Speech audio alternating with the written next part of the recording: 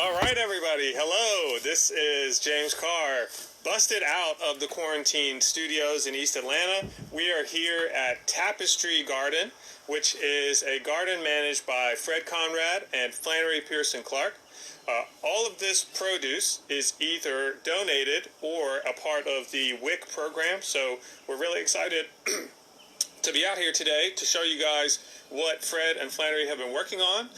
This is also a site where we bring a lot of volunteers to support all the effort that goes into managing this space. So today we are going to get a little bit of a tour from Flannery. She's going to correct any of the mistakes that I just made describing this garden and maybe ask a few questions about what's actually happening in the field. So I'm going to turn things around and be the cameraman for today's episode. We will be following around Flannery, and she's going to teach us a bit about the garden and what's growing here. So I'm going to turn the camera around, and we're going to say hi to our good friend Flannery. Wait. Did you have it turned around? Yeah. I kind of thought it was, but I didn't. Oh, here's Flannery again. All right. What a really well-planned intro. Clearly, this is our first time doing this out here. So, here's Flannery. We're here at Tapestry, and the tour will begin now. Brittany, I'm glad we could entertain you, because that is really what this is all about. Hey, Kia, good to see you as well. All right, I'm going to shut up now. Here is Flannery. Cool. Hey guys. Thank you for meeting me out here at Tapestry today. You just missed our intern, Nicole, but shout out. She's been harvesting cucumbers and helping weed all morning. So, like James said, this is Tapestry, and one important distinction to make is that most of the time when Foodwell is out supporting gardens, we're supporting gardens that are community run. So community members who live there are growing the food, they're getting the work done, they're making it happen. And so this is the one garden that our program actually manages on our own, with the help of like hundreds of volunteers every year. So Tapestry is a really cool space. I believe it's been in use for about 10 years as a garden space. Fred has been working out here significantly longer than I have. So the land that we work on is owned by the community. They bought it to protect it, and then they lease 1.5 acres of the total property to us in order to grow. So when we're working at Tapestry, we get to interact with a lot of community members, which is wonderful, but we also just get to be in this beautiful natural space in the middle of Ormwood Park. So we really appreciate that. Yeah, so like James was saying, the food that we grow here is intended to get out to other folks. It gets donated. Historically, we've brought it back to the food bank, since we were located and working with the food bank. But moving forward, we're going to kind of adapt to figure out how we can get that to folks who most need it. And then in the past, we've also used it to support farmers market programs that helped make produce affordable. So it is the WIC Farmers Market Program, the Senior WIC Program, and then also the Fruit and Veggie Prescription Program, which is a collaboration with Grady and the East Point Farmers Market. And there's probably a lot more to that. So yeah, so this is our space, and I guess we'll show you guys around. Yeah, let's take a look. Okay, so we have kind of 3 main sections to the garden, so we're just going to focus on one. We grow pretty much the same crops in each of the 3 sections, but spread it out so that if anything were to happen, we'd still have stuff coming in other sections. So this section we call the pines for obvious reasons. Pine trees. The pine trees have gotten a lot bigger even since I have started here. So that's always interesting to work around, but we were able to expand it a little bit more this year, and I'll show you that. Sweet. Cool. So we plant directly in ground. We try to trellis or cage anything that needs the support. So we have some cucumber babies over here. And the only crop that we've harvested out of here so far this summer are some cucumbers. So that's been pretty exciting. We also had sugar snap peas. So we've got rows of cucumbers. We always plant only one crop in each individual row so that when we work with volunteers, we're able to easily kind of point them in the right direction and train them on how to work it. It also makes it easier for us when we've been out in the sun too long to remember what we're harvesting and doing here. Cukes. Let's see. So we have some tomatoes over here. This year we got a variety of different tomatoes. So some of them are heirloom, some of them are a little bit more like beef sticky tomatoes, bigger guys. And I'm pretty sure that there are one or two tomatillos that accidentally snuck in here. So we're constantly on a quest for those. Let's see. Over here, we have a bunch of squash growing. But we also normally in like October of every year get a big donation of leftover pumpkins. So I guess that's November. But we get a big donation of leftover pumpkins. We put them in the soil, we smash them up, we cover them, we let them break down, put nutrients into the soil, and then we plant in the spring. So we normally get like some really nice spontaneous volunteer pumpkins that come up, which is always fun. Wow. Yes. So you guys are getting leftover pumpkins and essentially using that to compost the whole area over winter? Yeah, we'll normally, with the amount we get, are able to do like 3 or 4 rows every year. Okay. It's not going to like do the whole thing, but we put it underground so they're not attracting pests and stuff. Huh. It's pretty fun, and this year the botanical garden was able to donate some of their leftover pumpkins, so we got some really cool varieties. So I'm excited to see if any of those make this year. Very interesting. All right, so these are squash plants, right? These aren't volunteer pumpkins. You know, they're a combination because pumpkins are squash. Right. So the really tricky part is figuring it out. I would say these really large ones are most likely pumpkins because they got a little bit of a head start, and a lot of the smaller ones are probably the more recently planted squash. That makes sense. That's my hypothesis, but I'm not pulling any of them until I see evidence. Yeah, that's fair. Yeah, so speaking of wonderful viney friends, we've got sweet potatoes over here. Sweet! Super sweet. I can't be the only orange thing in the garden. So sweet potatoes, they have those nice little heart-shaped leaves, which is good because they're one of the best loved plants here for me. So yeah, we grow sweet potatoes. Sweet potatoes are a tropical plant. So we put them in, early May, late April, and then they stay in until about October. Through the entire warm season to grow. And Georgia is one of like the few states or low enough states that you're actually able to grow sweet potatoes because they have a hot enough growing period. These are actual potatoes, but you can't tell because they're currently covered in weeds. Oh no, there's potatoes in here? There's potatoes in there. Oh man. I kid you not. Wow. Oh yeah, yep, But sure they're enough. close enough to harvest that it doesn't make sense to like... Just go all in there? Yeah, so we're here. I'm hoping, though, that the weeds will keep any of the potatoes that are starting to poke up from the top from getting sun damage. So it actually could be a win-win situation. So what if the potato sort of peaks up a bit too early? What is the type of sun damage that can occur? You'll normally get greening, I think, if it gets too much sun damage. So Okay. you'll start to see, the potato turning green on top. But it also, like normally if your potatoes are starting to come up, just put a little bit of mulch on top. Or cover them back up with soil if your soil's loose enough. Cool. And these are some more beans? These Bush are some beans? beans. There's a combination of pole and bush beans. Really? Huh. We got a really nice donation of assorted beans, and we utilize those. Oh, there you go. They're nature's M&Ms. Nature's M&Ms. Okay, cool. So, one of the tasks that we've been working on for the past couple of weeks is making sure that all of our plants that need to be trellised are latching onto the trellises and growing up. That's especially important if it's going to rain a lot, because if they're sitting on the ground, they're going to rot, but also just important in general. So yeah, more cucumbers growing in here. They're climbing, that's for sure. They have... How much of a detail can you get of their little tendrils? Because they're freaking amazing. Pretty close, yeah. You can get all up in there. And you can see and then look here, you can see some baby cukes. Tiny babies.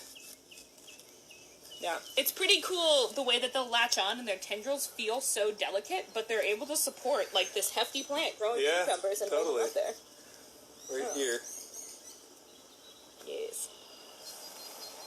We've got some evidence of pests over here, so we should probably be watching out for... Is this like a squash bug? Most likely, or some other little nibblers. I'm honestly not good enough identifying damage to know what would be eating this, but squash bugs do like to nibble on your cucumbers. Last year we got a bunch of pickle worms, which mine their way into your cucumbers, and then you harvest them thinking they're all good, and then they turn out to be like super funky on the inside. Huh. So these are peppers.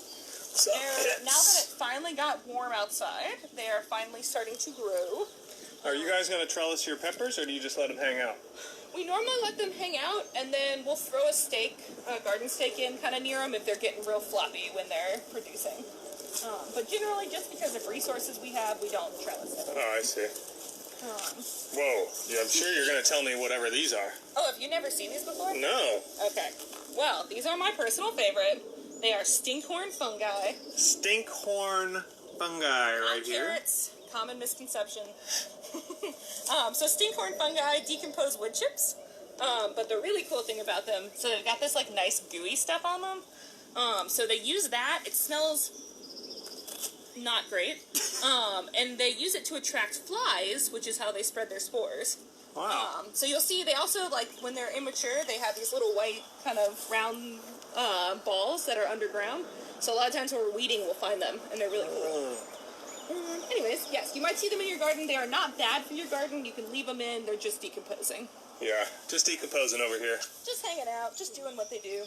Got some peps coming in here. Some peps. And now that James has touched those peps, he won't touch his face. Oh, these hot peppers? Yeah. Oh. There you go. Thanks. Cool.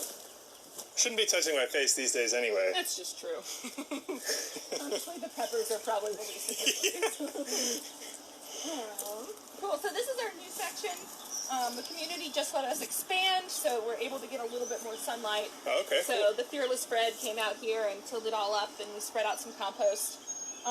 And so we put in, I mean, most of what we're growing in the rest of the garden, peppers and beans, but also some buckwheat, which is a cover crop that you'd use to kind of help, one, keep the weeds out as a placeholder, but two, for soil health. They also have really cute heart-shaped leaves. Moss peps. Nice looking peps. Yeah. Trying to see. Ooh, okay. We should carefully walk back here. We'll go check out our friendly neighborhood cardoon. I was going to ask if that was a cardoon because I just planted one, and I'm very excited about it. Yeah. So yeah, these are cardoons. Cardoons. There, remember? Chef Zoo is actually in the chat somewhere, and he gave me my cardoon. So thank you to Chef Zoo of King's Apron. Mine is a lot smaller than this right now, but one day it'll get there. Yeah, they're super beautiful plants, artichoke family. Very vibrant purple flowers when they bloom, and then they spread their seeds and plant other cardoons in your garden. Okay, so this you don't leave them unchecked. Got it. So this is technically an annual that kind of will come back if you let it? Yes, I actually think, don't quote me on this, let's look it up later, but I think it's a biennial, which means that it takes 2 years in order for it to, really reproduce, but I need to look that up. I looked it up a while back. Anyways. Unverified facts. Unverified facts by Plumber. That's this whole show. Oh wait, we have some green tomatoes coming in over here. So again, tomato plants, lots of different varieties. We've got some little tomato babies popping in over here. Oh yeah, You can there see we some go. really pretty tomato flowers. Cool. One of my favorite things about gardening with all these different things is being able to compare like plant structures and anatomy. And all of the, I know that's nerdy, I'm sorry, it's also fun to grow the food and play in the dirt. But seeing like all the different flowers and stuff for peppers and potatoes and tomatoes and how they're all related and have similar flowers is always really cool to me. Even though what we take from them is very different. So will you, for example, right here, like, if I were me, I would be inclined to slip this in and under there. Is that something that y'all worry about? Just so that it stays inside, like it's busting out? Yes, definitely. Or if it's already really fairly rigid, I might just kind of tie it loosely on there so it's not like dripping into the row. My biggest concern would be things laying on the ground or Yeah. like when we use power tools to weed or just random volunteers. So once they kind of get up to a certain height, you're not as worried about them? Yeah, I mean, if we catch it, definitely. Yeah. And if you have like 1 or 2 tomato plants and can monitor that, Right.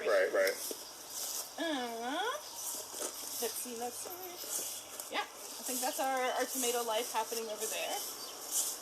Mulch life. Mulch pile. Shout out to Bobby Farmer. And let's see. I guess other quick things. We have some beans growing over here. Let's see.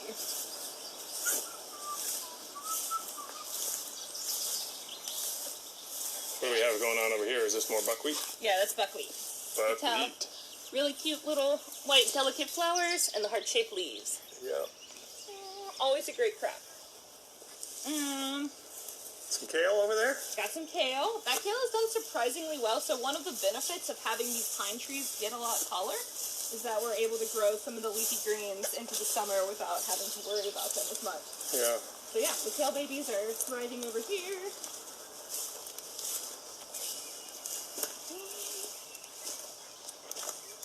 Some kale.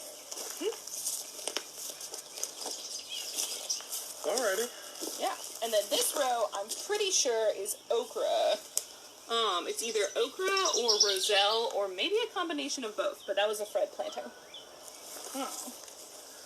Yeah. Well, time will tell. Alright. Well, Flannery, thank you so much for this garden tour.